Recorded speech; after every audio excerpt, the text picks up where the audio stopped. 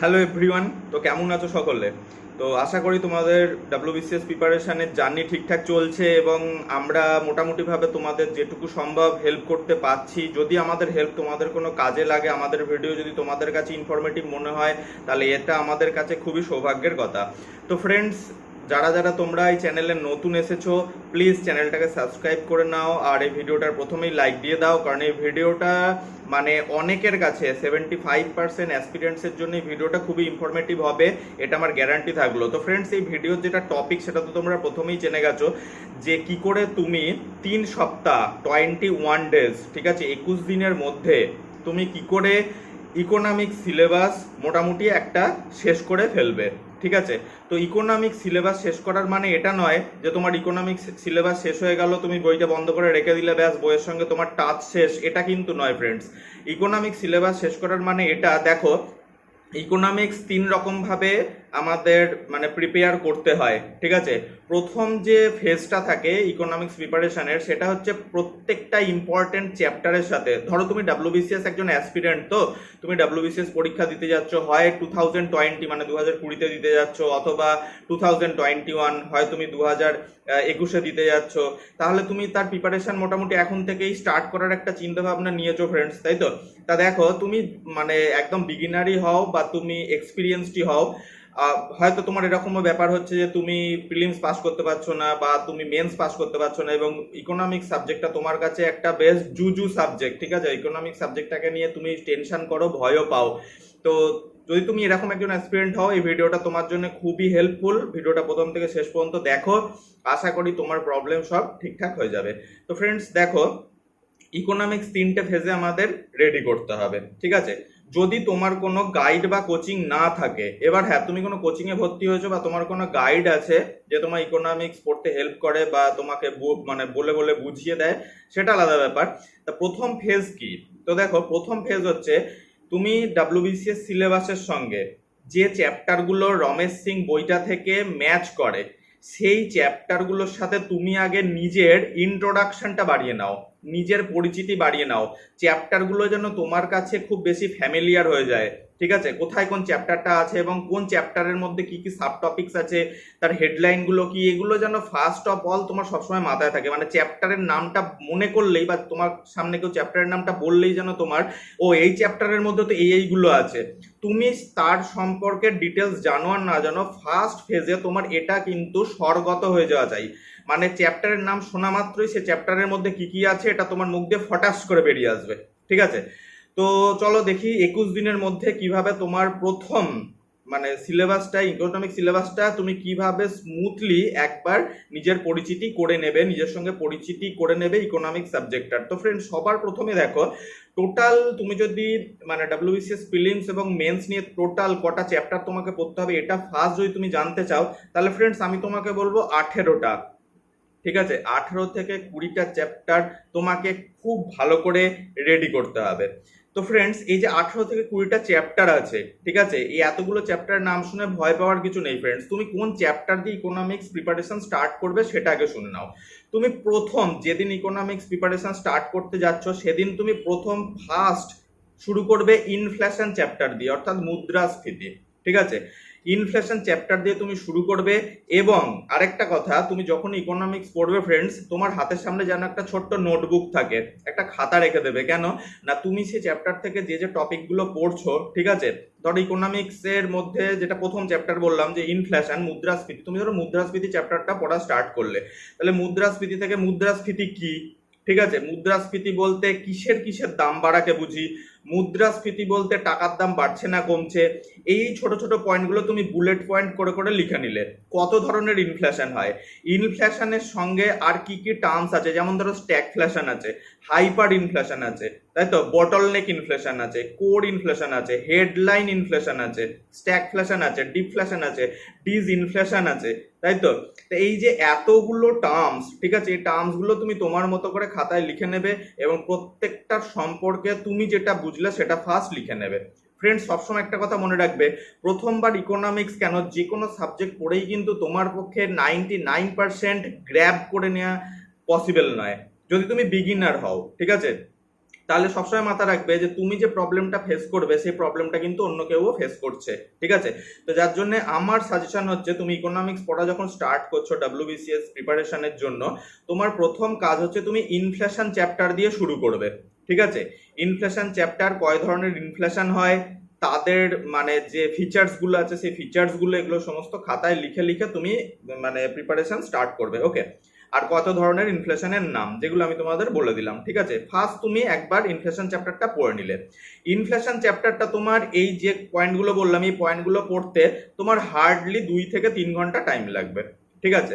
এবার তুমি যদি টাইম অ্যালট করতে পারো ফ্রেন্ডস, তাহলে দেখো যেদিন তুমি ইনফ্লেশন চ্যাপ্টারটা পড়লে, ইনফ্লেশন চ্যাপ্টারটা পড়তে পড়তেই তুমি সবসময় ব্যাংকিং চ্যাপ্টারটা ধরে নেবে।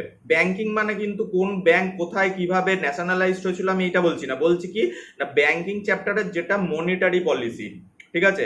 আরবিআই এর যেটা মনিটারি পলিসি। ফ্রেন্ডস একটা কথা মাথায় রাখবে, প্রিলিমস এর জন্য এবং মেন্স এর জন্য এই আরবিআই এর মনিটারি পলিসিটা খুব খুব ইম্পর্টেন্ট হয়ে গেছে, ঠিক আছে? কারণ মেন্সে তো তুমি গিয়ে দেখবে যে 100টার মধ্যে প্রায় 60% কোশ্চেনই এই আরবিআই সংক্রান্তই হয়ে থাকে, ঠিক আছে?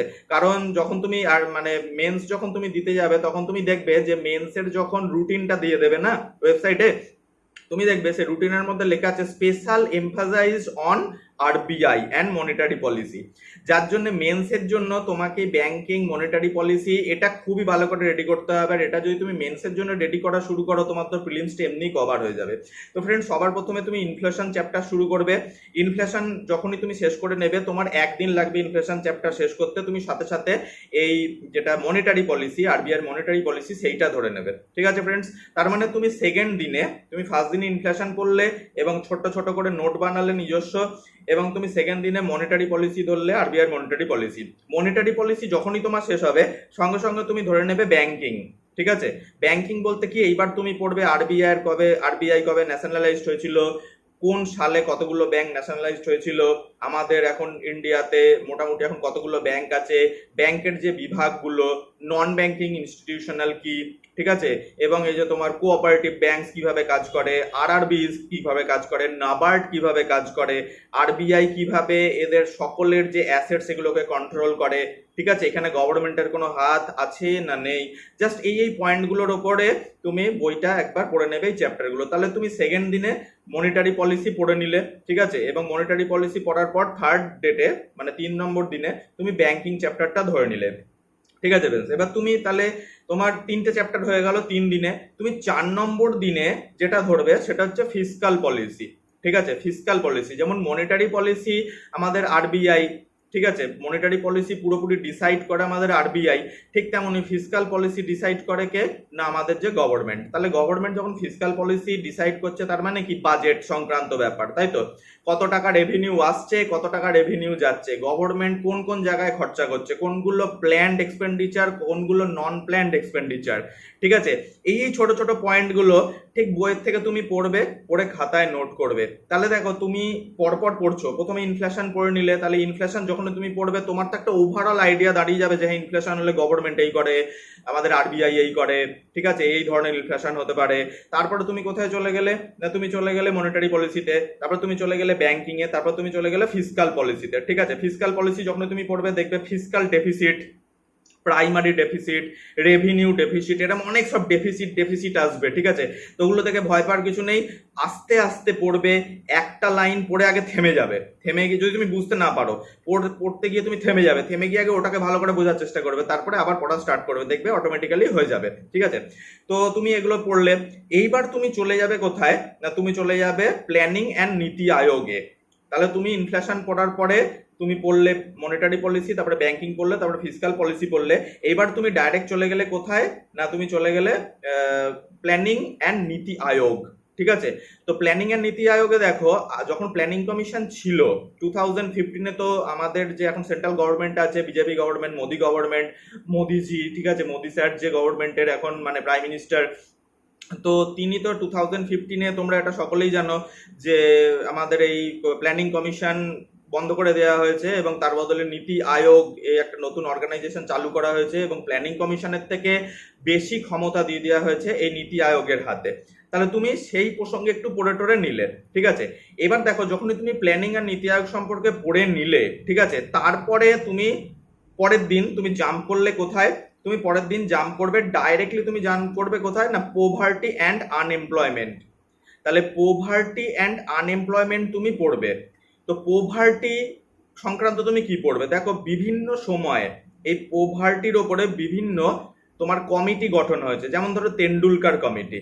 তা সে তেন্ডুলকার কমিটির রেকমেন্ডেশন কি ছিল, এই রেকমেন্ডেশনগুলো একটুখানি পড়তে লাগবে।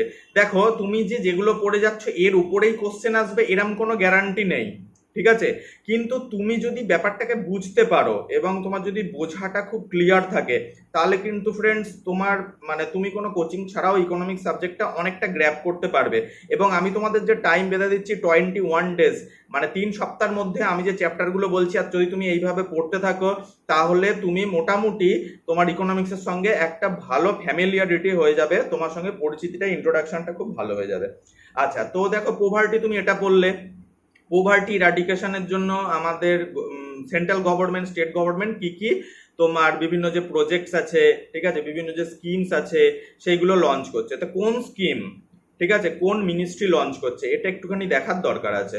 ওকে ফ্রেন্ডস, নেক্সট দেখো আনএমপ্লয়মেন্ট, পোভার্টি অ্যান্ড আনএমপ্লয়মেন্ট। তো আনএমপ্লয়মেন্টের প্রকার কি কি, কোন আনএমপ্লয়মেন্টে কি ধরনের তোমার মানে প্রবলেম তৈরি হয়, এগুলো একটু দেখতে লাগবে। তো নেক্সট যেটা তুমি চলে যাবে ট্যাক্সেশন, ঠিক আছে। এই যে ট্যাক্সেশন, তুমি যখন ট্যাক্সেশন চ্যাপ্টারটা পড়বে তুমি দেখবে ডাইরেক্ট ট্যাক্স আছে, ইনডাইরেক্ট ট্যাক্স আছে, তাই তো।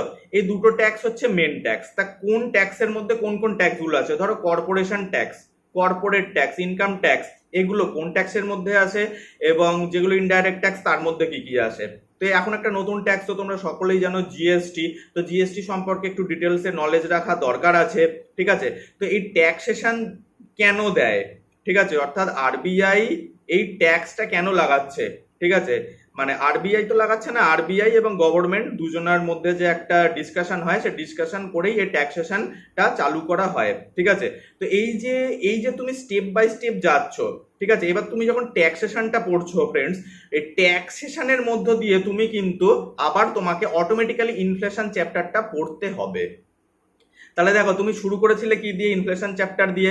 তুমি যখন ট্যাক্সেশন চ্যাপ্টারটা পড়ছো তখন কিন্তু অটোমেটিক্যালি তোমাকে এই মনিটারি পলিসি আবার ইনফ্লেশন, এই দুটো চ্যাপ্টার অটোমেটিক্যালি ট্যাক্সেশন চ্যাপ্টারটা পড়ার সময় তোমাকে আবার একবার রিভিশন করতে হবে। তাহলে দেখো এখানে ফ্রেন্ডস তুমি একটা জিনিস খেয়াল করলে যে আমি শুরু করেছিলাম ইনফ্লেশন চ্যাপ্টার দিয়ে, কিন্তু দেখো 21 দিন হওয়ার আগেই কিন্তু ইনফ্লেশন চ্যাপ্টারটা, মনিটারি পলিসি চ্যাপ্টারটা ট্যাক্সেশন চ্যাপ্টারের সঙ্গে একবার অলরেডি রিভিশন তোমার হয়ে গেল ফ্রেন্ডস, ঠিক আছে।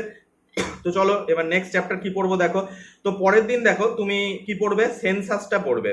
Census of India 2011, census of India 2001, ঠিক আছে। ওয়েস্ট বেঙ্গলেরটাও পড়বে, ইন্ডিয়ারটাও পড়বে।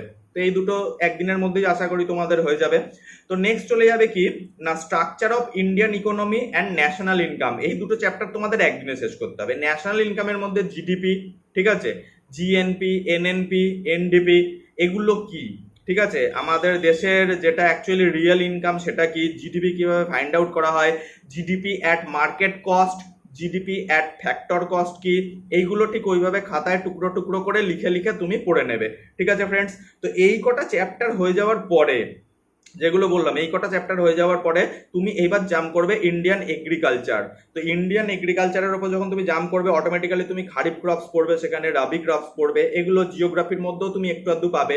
তো দেখো এই যে কি কি ক্রপস আছে, ঠিক আছে, জাইদ ক্রপস কি, ক্যাশ ক্রপস কি, এগুলো তুমি একটু মোটামুটি ভালো করে পড়বে। আর এই এগ্রিকালচারের মধ্যেই তুমি কি পেয়ে যাবে না, ল্যান্ড যে বিভিন্ন রিফর্ম আইনগুলো আছে সেগুলো তুমি পেয়ে যাবে। তা সেগুলো সম্পর্কে একটু নলেজ থাকা খুব দরকার। কোনো যদি অর্গানাইজেশন গড়ে উঠে থাকে তাহলে সেই অর্গানাইজেশন কত সালে গড়ে উঠেছিল এগুলো একটু পড়বে। ওকে ফ্রেন্ডস, নেক্সট তুমি চলে যাও ইন্ডিয়ান ইন্ডাস্ট্রি, অর্থাৎ ইন্ডাস্ট্রি অফ ইন্ডিয়া। তো ইন্ডাস্ট্রি অফ ইন্ডিয়াটা একটু ইম্পর্টেন্ট এবং মানে ইন্ডাস্ট্রিগুলো সম্পর্কে একটু ভালোভাবে মানে নলেজ রাখা একটু দরকার। যেমন দেখো সব থেকে বেশি মানে ফোকাস দিয়ে কোনটা পড়বে, 8 কোর ইন্ডাস্ট্রি। তো 8 কোর ইন্ডাস্ট্রির মধ্যে কোন কোন ইন্ডাস্ট্রি আসে এবং কোন ইন্ডাস্ট্রির র্যাঙ্ক কোথায়, মানে প্রথম র্যাঙ্কে কোন ইন্ডাস্ট্রি থাকে এবং লাস্ট র্যাঙ্কে কোন ইন্ডাস্ট্রি থাকে। তাহলে 8 কোর ইন্ডাস্ট্রির অবশ্যই ভালো করে দেখে যাবে এবং এগুলো সব ছোট ছোট নোট বানিয়ে পড়বে। এছাড়াও আরো দুটো ইন্ডাস্ট্রি, যেমন ধরো সানরাইজ ইন্ডাস্ট্রি কি, ফুটলুজ ইন্ডাস্ট্রি কি, এগুলো তোমাদের পড়তে হবে। তো ফ্রেন্ডস, তুমি যখনই এই চ্যাপ্টারগুলো পড়বে তুমি দেখবে 10 দিনের মধ্যে চ্যাপ্টারগুলো তোমার প্রথম একবার করে পড়া হয়ে গেছে। ঠিক আছে, ফার্স্ট মানে যে ফেজ রিভিশন, প্রথম যে তোমার অ্যাকোয়েন্টেন্স আর কি, familiarity with this chapters you can complete within 10 days।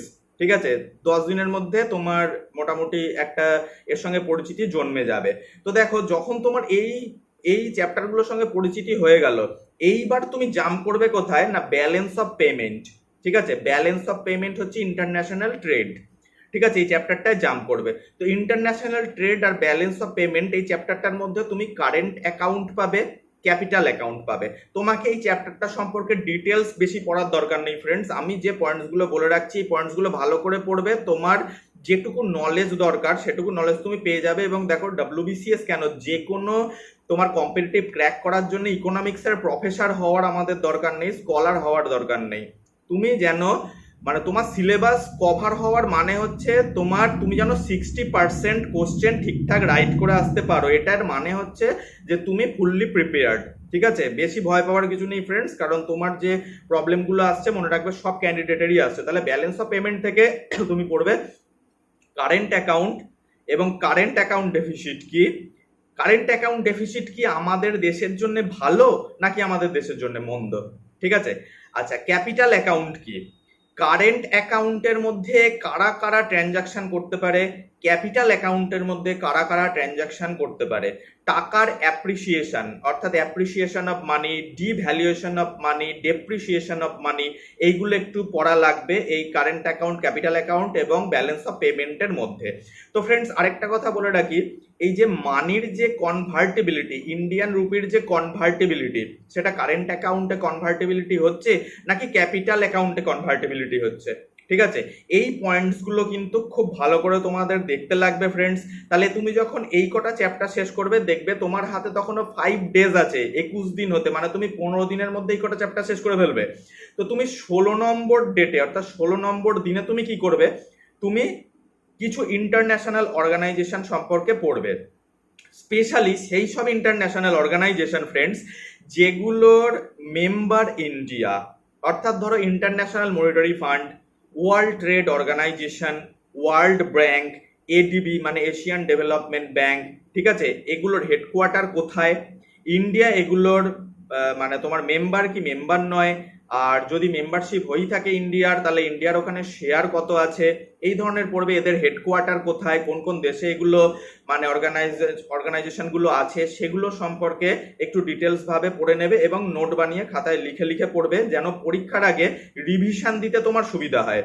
Friends, একটা কথা বারবার আমি একটা কথা সবাইকে বলি, মানে যারা আমাদের কাছে অনলাইন পেইং কোর্স করে, যারা ফ্রি পিডিএফ কপি নিয়ে আমাদেরকে হোয়াটসঅ্যাপ টেলিগ্রামের মাধ্যমে যোগাযোগ করে, আমাদের লোকালে যারা আমাদের কাছে পড়াশোনা করে, সবসময় একটা কথাই বলি যে ফ্রেন্ডস দেখো, প্রথমবারেই কেউ পণ্ডিত হতে পারে না, একটা সাবজেক্টকে গ্র্যাব করা সম্ভব নয় প্রথমবারে, যদি তুমি নিউ কামার হও, বিগিনার হও। যার জন্য তোমাকে প্রথম ফেজে আগে ভালো করে ইন্ট্রোডাকশন নিয়ে নিতে হবে, কোন চ্যাপ্টারে কি কি আছে, তারপরে সেগুলো সম্পর্কে ডিটেলস জানো। যখন তুমি সেকেন্ড বার রিভিশনে যাচ্ছ, ঠিক আছে, তখন তুমি কিন্তু লিঙ্ক করতে পারবে ওই চ্যাপ্টারের সঙ্গে এই চ্যাপ্টারের লিঙ্ক, এই চ্যাপ্টারেও এই কথাটা বলছে, তার মানে ওই চ্যাপ্টারের ওই পয়েন্টের সঙ্গে এইটা তো লিঙ্ক হয়ে যাচ্ছে, মানে এই ধরনের অটোমেটিক্যালি তোমার ভেতরে একটা নলেজ এসে যাবে।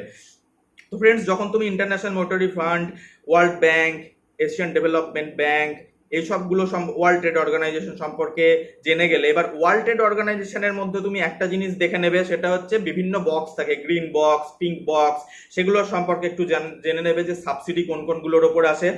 আর তুমি যেটা করবে সেটা হচ্ছে ইন্টারন্যাশনাল মনিটারি ফান্ডের মধ্যে তোমার স্পেশাল ড্রয়িং রাইটস কি এবং কোন কোন দেশের সেখানে কারেন্সি ইনক্লুডেড আছে, ইন্ডিয়ান কারেন্সি কেন নেই, এগুলো সম্পর্কে একটু নলেজ থাকা দরকার। লাস্ট অফ অল তুমি যেটা দেখবে, অর্থাৎ 17-18তম দিনে তুমি যেটা দেখবে সেটা হচ্ছে কি না, কোন কমিটি কোন সেক্টরের সঙ্গে রিলেটেড। যেমন দেখো, এইখানে আমি একটা কমিটির নাম বলছি, উদয় কোটাক কমিটি। ঠিক আছে, কি না, উদয় কোটাক কমিটি। তা উদয় কোটাক কমিটি কোন মানে সেক্টরের সঙ্গে রিলেটেড না, কর্পোরেট অ্যাফেয়ার্স। ঠিক আছে, কর্পোরেট অ্যাফেয়ার্স এর সঙ্গে এই উদয় কোটাক কমিটি রিলেটেড। এই উদয় কোটাক কমিটির মতো আর যা যা কমিটি আছে যেগুলো ইকোনমিক্স এর জন্য খুব ইম্পর্টেন্ট কমিটি, সেগুলো তোমাদের একটু দেখতে লাগবে। আরেকটা কথা, এই যখন তুমি ইকোনমিক্স পড়বে অবশ্যই একটু কনস্টিটিউশনের সাথে লিঙ্ক করে পড়বে, ঠিক আছে? মানে ধরো এরকম যে আমাদের তোমার কনস্টিটিউশনে বাজেট কথাটির উল্লেখ আছে কি নেই, ঠিক আছে, এই ধরনের মানে একটু যেন তোমার নলেজটা জন্মায় যে কিভাবে কি হচ্ছে। তো দেখো, এই ছিল হচ্ছে ইকোনমিক্স কিভাবে তুমি 21 দিনের মধ্যে শেষ করবে। তো ফ্রেন্ডস, একটা ভিডিওতে সব ধরনের নলেজ তো শেয়ার করা পসিবল নয়, এটা তোমরাও জানো, ভিডিও অনেক বেশি লম্বা হয়ে যাবে এবং তোমরাও বোরিং হয়ে যাবে। তো ফ্রেন্ডস, আজকে এই শর্ট ভিডিওর মধ্যে দিয়ে তোমাদের প্রথম ফেজে কিভাবে ইকোনমিক্স প্রিপারেশন তোমরা নেবে, কোন কোন চ্যাপ্টার কিভাবে পড়বে, খাতায় কিভাবে পার্সোনাল নোট বানাবে, কিভাবে রিভিশন দেবে, তার উপর একটা শর্ট ডিসকাশন দেওয়ার চেষ্টা করলাম ফ্রেন্ডস। যদি ভিডিওটা তোমার ভালো লাগে প্লিজ একটা লাইক করো, আর যদি আমাদের কাছে তোমরা অনলাইন টেস্ট সিরিজ কাম কোর্স করতে চাও তাহলে প্লিজ ভিডিও ডেসক্রিপশনে হোয়াটসঅ্যাপ নাম্বার এবং টেলিগ্রাম চ্যানেলের লিংক আছে, তুমি জয়েন করতে পারো। দেখা হচ্ছে পরের ভিডিওয়ে ফ্রেন্ডস, আর যদি কোনো মানে কমেন্টস করার থাকে ভিডিওর কমেন্টস বক্সে করতে পারো। দেখা হচ্ছে পরের ভিডিওতে। Thanks for watching friends.